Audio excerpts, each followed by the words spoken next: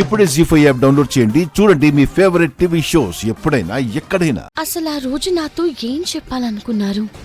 కోమాలో నుంచి బయటకొచ్చిన వ్యక్తి ఏం చెప్పకుండానే మళ్ళీ వెంటనే కోమాలోకి ఎలా వెళ్ళిపోయినట్టు? ఇదంతా యాదృచ్ఛికంగా జరుగుతుందా? ఎవరైనా కావాలని చేస్తున్నారా?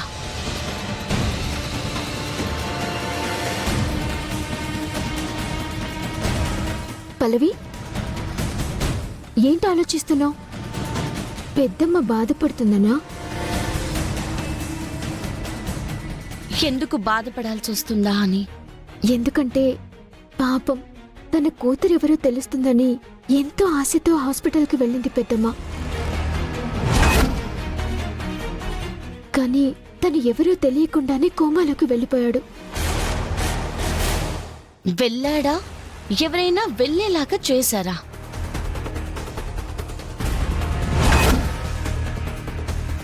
అలా చేయాల్సిన అవసరం ఎవరికుంది?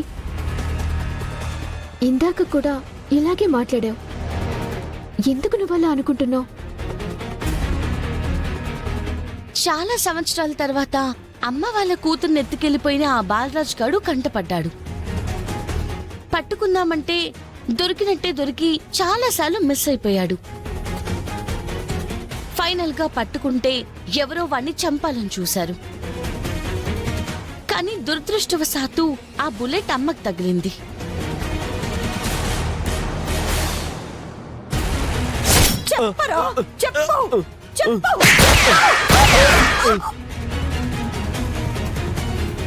తర్వాత స్కెచ్ ఆర్టిస్ట్ అమ్మ వాళ్ళ కూతురు ఫోటో గీశాను అన్నాడు.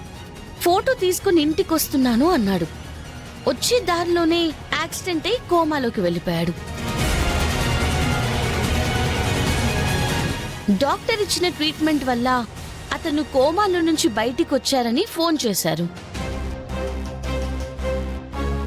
తీరా వచ్చేటప్పటికి మళ్ళీ కోమాలోకి వెళ్ళిపోయాడు. ఇదంతా చూస్తుంటే నాది అనుమానం కాదు, నిజమేమో అనిపిస్తుంది గీత. ఇందాక అమ్మ వాళ్ళతో చెప్పడం మర్చిపోయాను. ఆ స్కెచ్ ఆర్టిస్ట్ యాక్సిడెంట్ అయినప్పుడు నేనే కదా అతన్ని కాపాడి హాస్పిటల్ తీసుకెళ్లాను.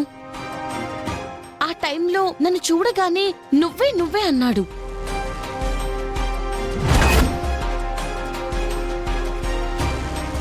ఏమండి, లేవండి, ఏమండి? నువ్వు నిన్ను చూసి ఎందుకలా అన్నాడు? అదే నాకు అర్థం కావట్లేదు. తెలుసుకునే టైం అప్పుడు లేకుండా పోయింది. ఇందాక ఇది అందరి ముందు ఏదో మాట వరుసకి డౌట్ రైజ్ చేసిందనుకున్నాను. కానీ నిజంగా దీనికి డౌట్ ఉందన్నమాట. ఈ ఆలోచన గుండమ్మ మైండ్కి ఎక్కిస్తే కనుక ఖచ్చితంగా అనుమానం వస్తుంది.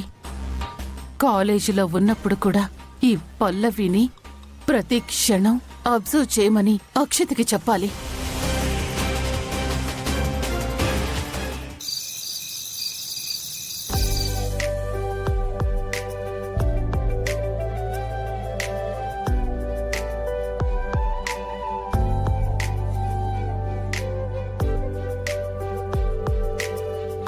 హే, చరణ్ ఫోన్ చేస్తున్నాడే, నీకు మళ్ళీ కాల్ చేస్తాను.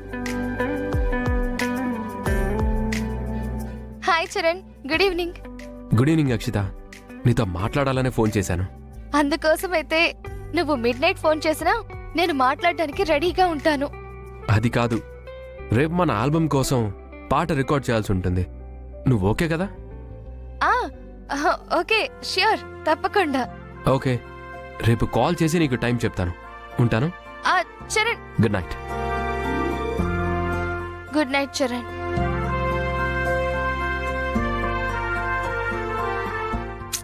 కాసేపు మాట్లాడొచ్చు కదా.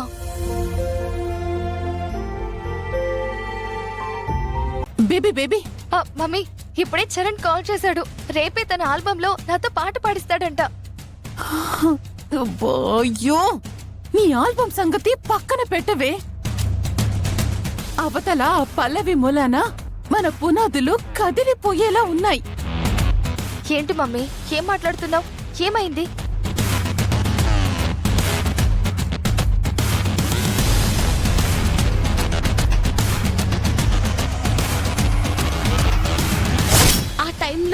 చూడగానే నువ్వే అన్నాడు.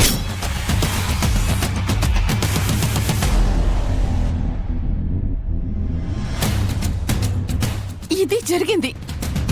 అంటే అదేదో పెద్ద డిటెక్టివ్ లాగా డౌట్స్ రిలీజ్ చేస్తుందా? ఆరోలు తీయాలని చూస్తుందా? దానికి అవకాశం ఇవ్వకూడదు మమ్మీ. మనం డబ్బులు ఇచ్చాం కాబట్టి దాంతో పాట పాడించి దాన్ని మళ్ళీ ఇంట్లో అడుగు పెట్టకుండా చెయ్యాలి. ముఖ్యంగా ఆ గుండమ్మని దాన్ని కలవకుండా చెయ్యాలి.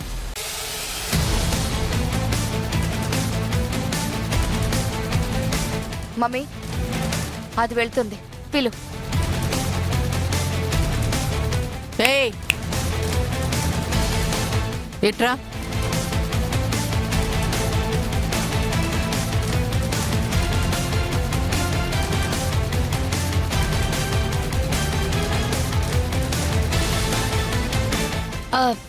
ఏంటండి?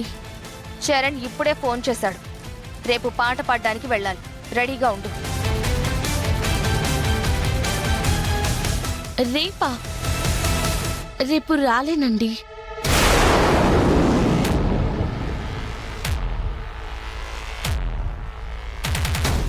ఏంటి, ఏం మాట్లాడుతున్నావు? అంటే అది అమ్మ బాధను చూసి నాకు చాలా బాధగా ఉందండి. తన కోసం అంత బాధపడ్డానికి ఆవిడేమైనా నీ సొంత తల్లి కాదు కదా. చూడు, మా బేబీకి బదులుగా నువ్వు పాట పాడతావని నా దగ్గర డబ్బులు తీసుకున్నావు. ఏ పరిస్థితుల్లో ఏం చెప్పి తీసుకున్నావో గుర్తుంది కదా? అమ్మా, మీరు చెప్పినట్టే చేస్తాను. Okay, cool. డబ్బులు ఇస్తానులే, కానీ అగ్రిమెంట్ రాయాలి. సరే అమ్మా.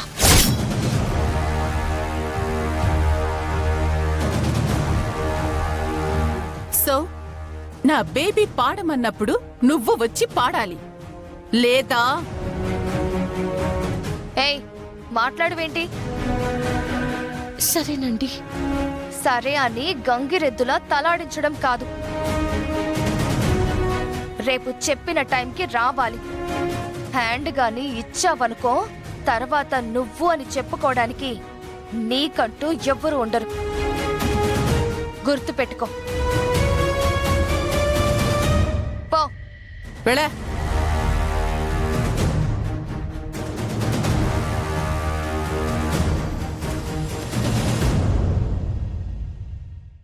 జీ5 యాప్ డౌన్లోడ్ చేసి అన్ని ఎపిసోడ్స్ పూర్తి ఉచితంగా చూడండి.